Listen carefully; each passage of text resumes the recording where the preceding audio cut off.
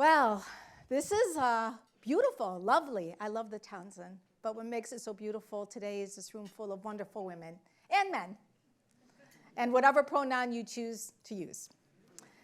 So I want to talk to you about two things we have in common. The first, men and women, is that we have in common that we are all birthed by a mother.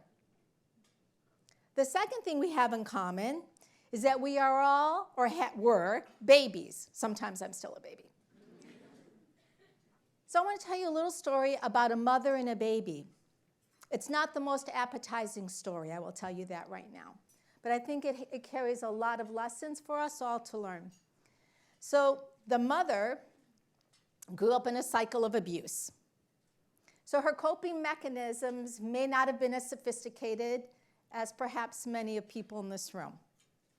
So when the baby would cry, and she was raising her children in extreme poverty, she felt so guilty. The baby was crying because the baby had wet diapers. But because the guilt was overwhelming for her, she reverted back to the skill set she knew best, and what do you think she did? She slapped the baby. And this cycle would go on and on and on. So the baby began to learn that if I cry, I'm going to get hit. So what do you think the baby did? The baby would go quiet. So fast forward, now the baby's going to be a toddler. The baby has siblings. So the baby begins to whisper. The siblings, in order to protect the baby, their little brother would give this baby whatever he needed to keep the baby quiet so the baby wouldn't anger mom. Look at that kind of family protection. The baby then grows to go to kindergarten. Actually, it was preschool. The baby does not now want to participate in circle time, will not raise their hand, and only whispers. So the very astute teacher has a consult with the school psychologist, and the school psychologist begins to work with this child one-on-one. Little by little, the school psychologist is able to bring the baby's voice out. Little louder, a little louder. Now all of a sudden, this child is participating in circle time, raising his hand, and having voice. Of course, special services were given to mothers as well.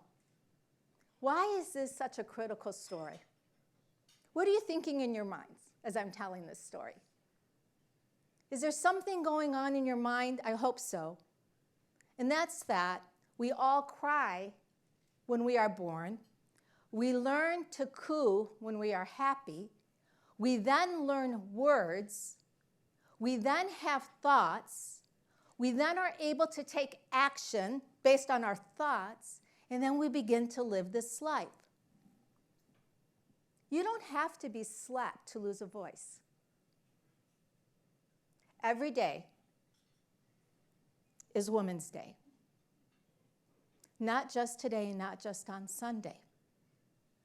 I'm very keen as a nurse to pay attention to the voice of people, but more keen to pay attention to the voice that's not there. As women leaders, as leaders in general, there are several ways in which we can choose to lead. There are leaders who lead from the front, and your troops are behind you. And you're walking like this, and the troops can see you, right? How many of us have followed a leader who leads from the front, and you're following that leader? Raise of hands. How many of you are comfortable with that? Because you can actually see the leader. Raise your hands. A good leader, a strong leader, an effective leader, but a passionate, committed, human leader, one who's in it for the greater good. That's the leader you really want to follow. But that's also the leader that will allow you to lead your own troops. See, I think that that's where we're kind of getting a little messed up. We see leaders as that person up there who might look the best, who might dress the best, who might speak the best. Hopefully, that leader is allowing voice to come to the table because that is a passionate leader. But the best leader will lead from the front so the troops can see. And when the troops are nice and strong, where do you think they lead from? The back. Now, the leader in the back can see the troops and where they're going, can be there to alert or red flag if something's not quite going right, but also allows the troops to fall down and stand back up. Because when that happens, we are accomplishing authentic voice. I am not going to be a woman who's going to apologize for the voice that I bring to the table. Now, have there been moments where my voice has been, believe it or not, shut down? Yes, of course. But you know, you learn, especially at the family table, a critical place to learn voice. That if the dinner table is quiet, your corporate room table is going to be quiet. If the dinner table is robust, chances are your kids are going to learn to have voice at the table. So there are moments where we lead from the front. There are moments where we have to lead from the back. And this isn't just about women taking care of women. This is about women in leadership who also need to give voice to men who lose their voice. So I say all of this because I am passionate. I once talked about the voice for the voiceless because I always thought about this baby.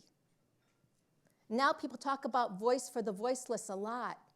And that's special. I'm really happy that that phrase has kind of gotten out there. But that baby is me and you. It may not be us all of the time, but it could definitely be us some of the time. So when people yank the voice, or worse yet, even more painful, mute the voice, right? Like we do on our cell phones. Mute. We've just taken away a tremendous amount of talent, and worse than that, we've caused fear. Now, why did the baby stop crying? Why? Fear. Some would say fear is a motivator. It helps you get into line. Fear is one of the greatest dangers. So I say to you, be not leaders who cause fear that people are unable to bring their voice to the table. Be open enough as a leader that you understand you are this, not this. Leadership is an entitlement, and many of us have worked very, very, very hard not to be in that position. We've earned that position. In the end, we are families, even at work. And this is my analogy about how you take care of a family. You may agree, you may disagree, but this is how I personally run my life, and I want to share this with you. My husband traveled 4 months a year. I was at home with the kids. I made some very, very tough decisions about career and all of that sort of stuff. But I began to think about a baseball team. And I kept thinking about my dad, who loved baseball, who was also in the Army. And I started thinking about the bench. This is real, like I think like this, right? So I'm thinking about the bench and how everyone has a chance to go up to the plate. Everyone has a chance to get pitched, and everyone has a chance to bat. A good organization, a strong family, a good work culture understands that everyone has to sometimes sit at the bench and has to allow someone to come up to the plate. You might make it to first, you might make it to second, you might make it to third, you may make it home. You may even strike out. That's okay. But you have the right to get up to the plate. And you have the right to sit on the bench.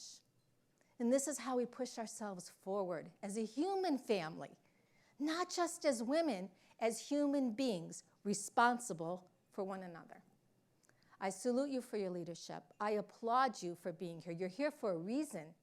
Take your voice, give others voice, lift people up, as our previous speakers has said. Do not leave yourself behind though, right? Lead from the front, lead from the back. Build your legacy out.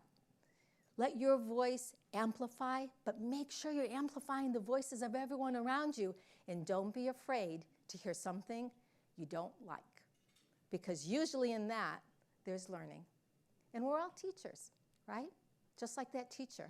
She brought out the voice, the psychologist brought out the voice of that baby. Thank you for your time. I'm looking forward to the panel. Beautiful. Thank you.